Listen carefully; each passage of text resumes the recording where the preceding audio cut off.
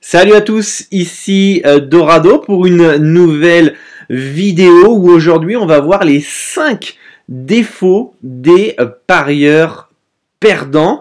C'est très important de les avoir en tête, de connaître ces défauts pour pouvoir mieux progresser et que vous puissiez aller de l'avant. Ces 5 défauts qui pour moi sont vraiment importants dans le monde des paris sportifs et notamment dans les parieurs récréatifs entre guillemets, parce qu'ils sont récréatifs mais en même temps cherchent à vouloir gagner de l'argent, et pour moi c'est absolument pas compatible de vouloir s'amuser, faire du fun et en même temps espérer gagner de l'argent sur le long terme. Donc voilà. On va voir ensemble ces 5 défauts. Si vous voulez vivre des paris sportifs ou arrondir vos fins de mois en fonction de vos objectifs, je vous ai préparé un cours de 30 minutes avec 6 conseils qui valent de l'or, les amis. 6 conseils que si vous n'appliquez absolument pas, vous ne pourrez pas gagner dans les paris sportifs. Donc vous avez le lien dans la description, je vous y invite fortement à les retrouver. Et maintenant, nous on va partir sur les 5 défauts du parieur perdant. Le premier, il a une mauvaise approche. Une mauvaise approche, mais une approche catastrophique malheureusement, mais c'est pas forcément de sa faute. Pourquoi c'est pas forcément de sa faute? Puisque avec internet on voit un peu tout à droite à gauche, et puis on lui fait croire que les paris sportifs c'est facile, que il faut faire les combinés de 5-10 matchs, que voilà, c'est facile de gagner du 10 000 € en un coup, que voilà, on vous vend du rêve de partout.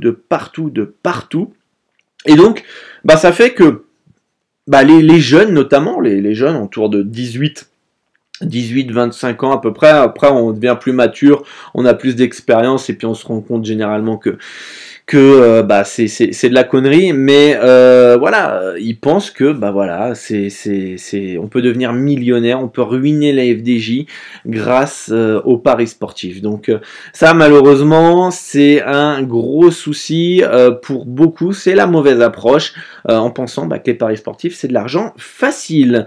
Ensuite c'est un manque de rigueur, des parieurs perdants qui n'ont entre guillemets aucune stratégie. Ils vont au tabac, ils vont faire leurs petits bets, ils vont faire leurs combinés ou sur les bookmakers en ligne, voilà, et puis un coup ils vont miser 2, un coup ils vont miser 5, un coup ils vont miser 10, et puis ils vont perdre, et puis ils vont vouloir miser 50, et puis ils vont avoir perdu, et puis ils vont vouloir se refaire, et ils vont miser 100, et ensuite on rentre dans un cercle vicieux. Le troisième point qui est l'impatience, oui, l'impatience, et c'est ce qui reprend aussi la mauvaise approche.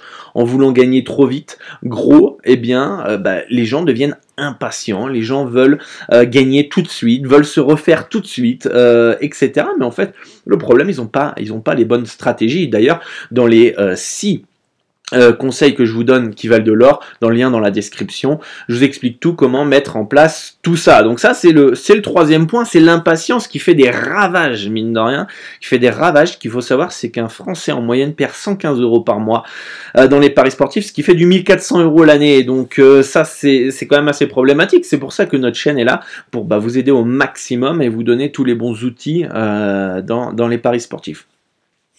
Le quatrième point, lequel je vais aborder en premier, on va commencer par celui-là, c'est un ego surdimensionné.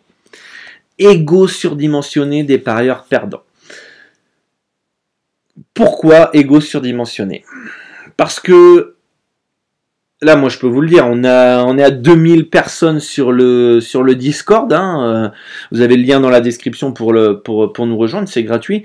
Vous avez 2000 personnes sur le Discord. Les 3/4 sont des membres débutants. Savoir des membres qui jouent de manière récréative et qui sont là depuis quelques mois et qui malheureusement, à cause d'un ego surdimensionné ou du 5e point que je vais vous donner, eh bien, ils ne veulent pas se former, ne veulent pas progresser et restent, et je vais vous dire dans la foulée le cinquième point qui est lié avec l'ego surdimensionné, on leur donne un conseil, ou d'autres membres qui, eux, se forment, donnent un conseil et ils vont finir par se braquer. Et parce qu'ils ont un ego justement surdimensionné, ils peuvent pas accepter que quelqu'un soit meilleur qu'eux ou quelqu'un ait des conseils à leur donner parce que ils pensent faire justement les choses super bien. Et quand bon, généralement on sait très bien quand un parieur perd de l'argent, il nous montre tout de suite son ticket par exemple, et il y a tout de suite des combos, hein, où on a aussi le nom du bookmaker, donc on sait que sur le long terme, il gagne pas. Etc., etc. Et au final, ça fait que le cinquième défaut du parieur perdant, c'est qu'il est de mauvaise foi. Il est de mauvaise foi, il va se mentir à soi-même et il va pas oser dire merde, c'est vrai que ça fait des années que je suis dans les paris sportifs et au lieu de se dire au final j'ai peut-être besoin d'écouter les conseils ou de me former, etc., de les appliquer ou du moins essayer de les appliquer. Il préfère se braquer et pour protéger justement l'ego. Tout simplement, ils veulent protéger l'ego.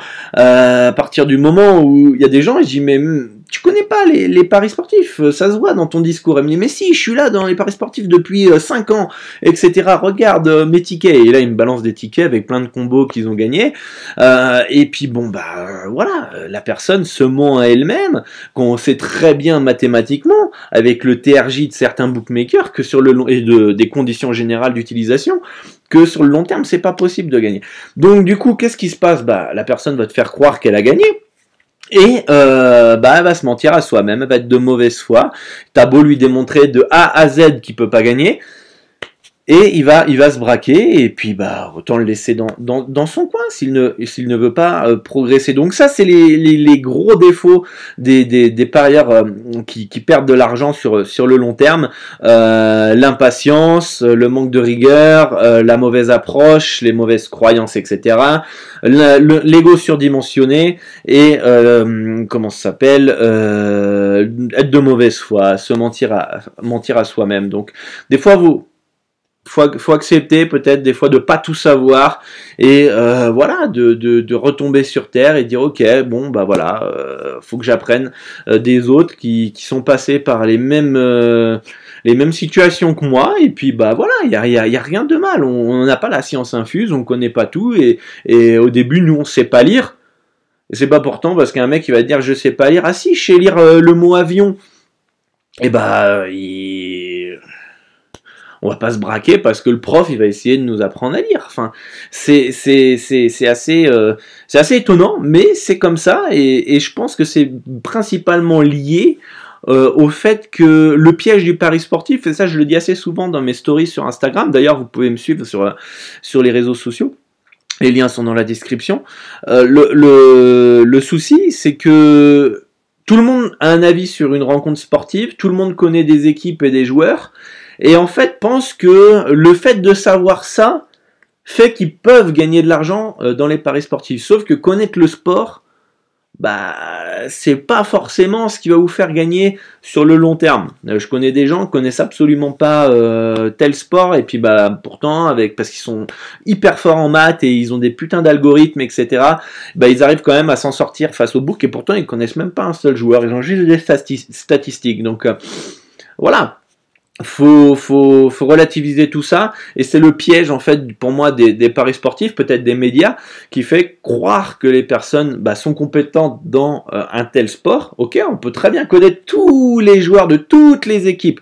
C'est pas ça qui va vous faire gagner sur le long terme dans les paris sportifs et je vous les explique dans les 6 clés en or. Vous avez le lien dans la description pour les connaître. Moi je vous fais une grosse bise, bonne chance pour vos pronos, soyez prudents et moi je vous fais un gros incollade et je vous dis à demain.